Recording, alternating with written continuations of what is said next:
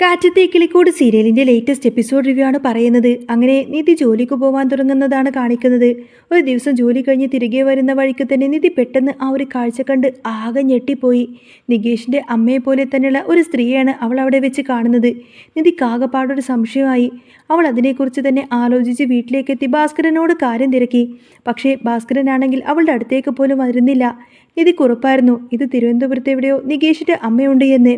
താൻ ആ പഴയ ഫോട്ടോ കണ്ടത് ആ സ്ത്രീയെ തന്നെയാണ്. പക്ഷേ ഭാസ്കരൻ അതൊക്കെ എതിർത്ത് സംസാരിക്കായിരിക്കും. നിനക്ക് വെറുതെ തോന്നുന്നതാണ്, അവരിവിടെയൊന്നുമില്ല.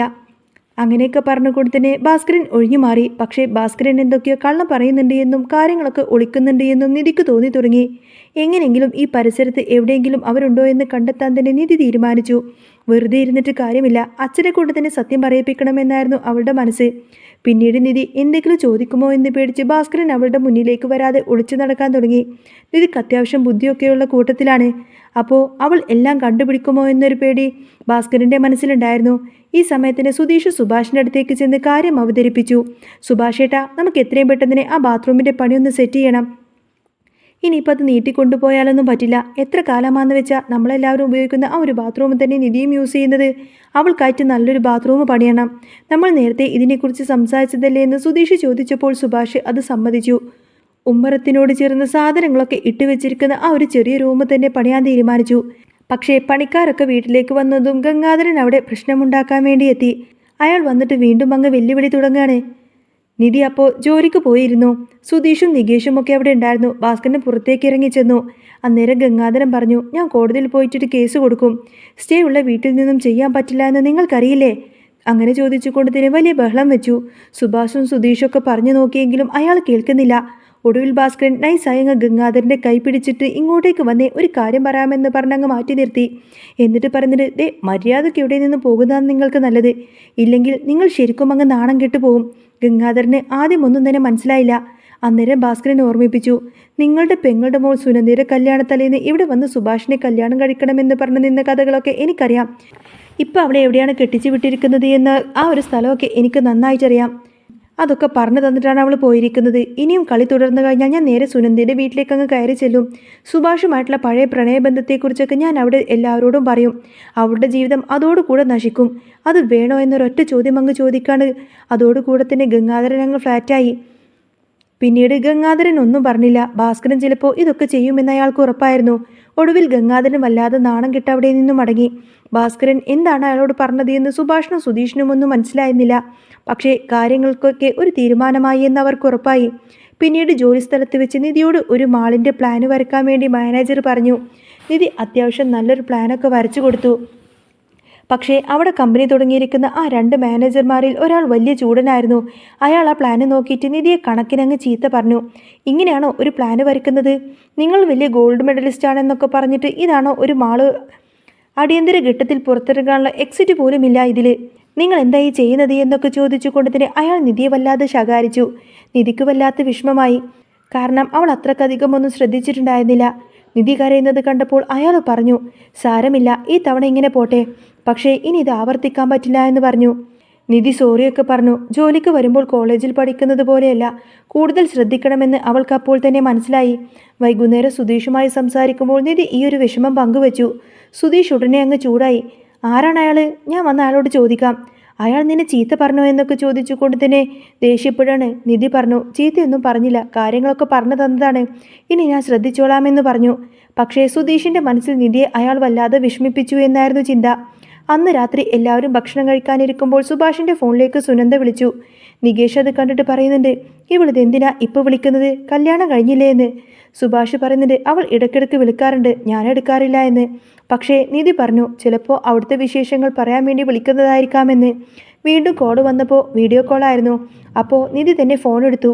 സുനന്ദ ഓരോന്നൊക്കെ ചോദിച്ചു. സുഭാഷ് ഏട്ടൻ എന്താ ഫോൺ എടുക്കാത്തത് എന്ന് ചോദിച്ചപ്പോൾ അദ്ദേഹം തിരക്കിലാണ് എന്ന് നിധി കള്ളം പറഞ്ഞു. ഒടുവിൽ സുഭാഷിന് ഫോൺ കൊടുത്തു. സുഭാഷ് വിശേഷങ്ങളൊക്കെ ചോദിച്ചപ്പോൾ സുനന്ദ അവളുടെ വീടൊക്കെ വീഡിയോയിൽ കാണിച്ചു കൊടുത്തു. എന്നിട്ട് അശ്വിനെ വിളിക്കാം, സംസാരിക്കുക എന്ന് പറഞ്ഞപ്പോൾ സുഭാഷ് പേടിച്ച് തന്നെ ആ ഒരു കോളങ്ങ് കട്ട് ചെയ്തു. പിന്നീട് സുനന്ദ വിളിച്ചപ്പോൾ സുഭാഷ് ഫോൺ അങ്ങ് സ്വിച്ച് ഓഫ് ചെയ്യാണ്. സുഭാഷ് എന്തിനാണ് ഫോൺ ഓഫാക്കിയത് എന്ന് ഹരീഷ് ചോദിച്ചു. നികേഷ് പറയുന്നുണ്ട്, നമുക്ക് ആ നമ്പർ അങ്ങ് ബ്ലോക്ക് ചെയ്താലോ എന്ന്. പക്ഷേ നിധി പറയുന്നുണ്ട്, ബ്ലോക്കൊന്നും ചെയ്യണ്ട. സുനന്ദ ചിലപ്പോൾ വിശേഷങ്ങളൊക്കെ അറിയാൻ വേണ്ടി വിളിക്കുന്നതായിരിക്കാം. പക്ഷേ ഇങ്ങനെ വിളിക്കുന്നത് ശരിയല്ല എന്ന് നികേഷ് അത് ശരിവെച്ചു. അന്ന് രാത്രി കിടക്കാവുന്നതിന് മുൻപേ തന്നെ സുധീഷ് ഒരു 12,000 രൂപ സുഭാഷിനെ ഏൽപ്പിച്ചു ബാത്റൂം പണിയാനായിട്ട്. അന്ന് രാത്രി തന്നെ സുധീഷ് ഹരീഷിനെ കൂട്ടിയിട്ട് മാറി നിന്ന് ഒരു കാര്യം പറഞ്ഞു. നിധിക്കൊരു സ്കൂട്ടി വാങ്ങിച്ചു കൊടുക്കണമെന്ന്. അവളിപ്പോൾ ബസ്സിലാണല്ലോ യാത്ര പോകുന്നത്. സുധീഷ് കൊണ്ടുവിടാമെന്ന് പറഞ്ഞിട്ടും നിധി അതിനൊന്നും സമ്മതിക്കുന്നില്ല. അവൾ നികേഷിൻ്റെ കൂടെ ബസ്സിൽ പോവാനാണ് ഇഷ്ടപ്പെടുന്നത്. പക്ഷേ സീറ്റില്ലാതെ തൂങ്ങിപ്പിടിച്ചു പോകുന്നത് കാണുമ്പോൾ സുധീഷിന് അത് വല്ലാത്ത വിഷമമാണ്. സ്വന്തമായിട്ടൊരു വണ്ടിയുണ്ടെങ്കിൽ അവൾക്ക് സുഖമായിട്ട് പോവാമല്ലോ. 1.5 ലക്ഷം രൂപയൊക്കെ ആവുമെന്ന് ഹരീഷ് പറഞ്ഞപ്പോൾ ഇപ്പോൾ ഒരു സെക്കൻഡ് ഹാൻഡ് വണ്ടി വാങ്ങിച്ചാൽ മതിയെന്നും ബാക്കി പൈസ ഉണ്ടാക്കി പുതിയത് വാങ്ങിക്കാമെന്നും സുധീഷ് പറഞ്ഞു. തൻ്റെ അൽമാരയിൽ കുറച്ച് പൈസയുണ്ട് എന്നും അവൻ പറയാണ്. ഹരീഷ് ഒരു വണ്ടി ശരിയാക്കി തരാമെന്നും ഏറ്റു. പിറ്റേന്ന് നിധി പതിവ് പോലെ തന്നെ ജോലിക്ക് പോയി. ഉച്ചക്ക് ഭക്ഷണം കഴിക്കാനിരുന്നപ്പോൾ മാനേജർ വന്ന് അവളുടെ അടുത്ത് വന്നിരുന്നു. അപ്പോൾ അവിടെ തൂത്തി വൃത്തിയാക്കുന്ന ഒരാൾ അറിയാതെ മറ്റൊരാളുടെ മാനേജറുടെ ദേഹത്തങ്ങ് തട്ടി. അയാളുടെ ചോറ്റുപാത്രം അങ്ങ് താഴെ വീണു.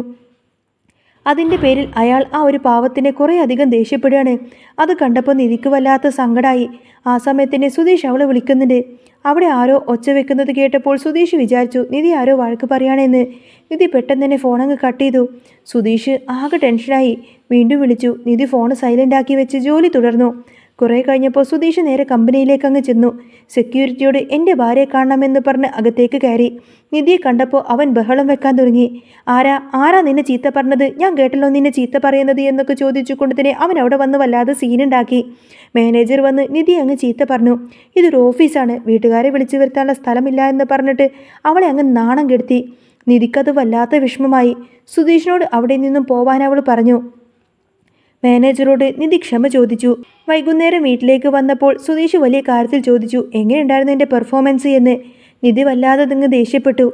നിങ്ങളൊരു ഓഫീസിലേക്ക് വന്നത് ഇങ്ങനെയാണ് പെരുമാറുന്നതെന്നും നിങ്ങൾക്കറിയില്ലേ എന്നൊക്കെ ചോദിച്ചുകൊണ്ട് തന്നെ അവൾ സുധീഷിനോടങ്ങ് പൊട്ടിത്തെറിച്ചു. ബാക്കിയുള്ളവരും സുധീഷിനെ കുറ്റപ്പെടുത്തി. നിധി കരഞ്ഞുകൊണ്ട് മുറിയിലേക്ക് പോയി. ഹരീഷ് സുധീഷിനെ കണക്കിന് ചീത്ത പറഞ്ഞു. സുധീഷിന് അതെല്ലാം കേട്ടപ്പോഴങ്ങ് ദേഷ്യം വരികയാണ്.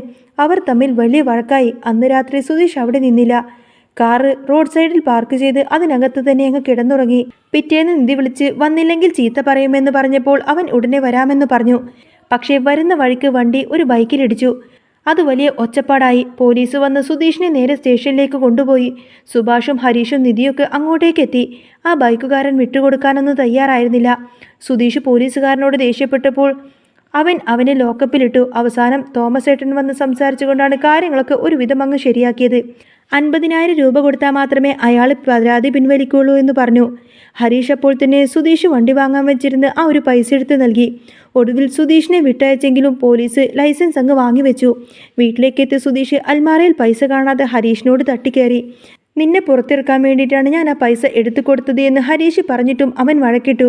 നിധി വന്ന് അവരെ സമാധാനിപ്പിച്ചു.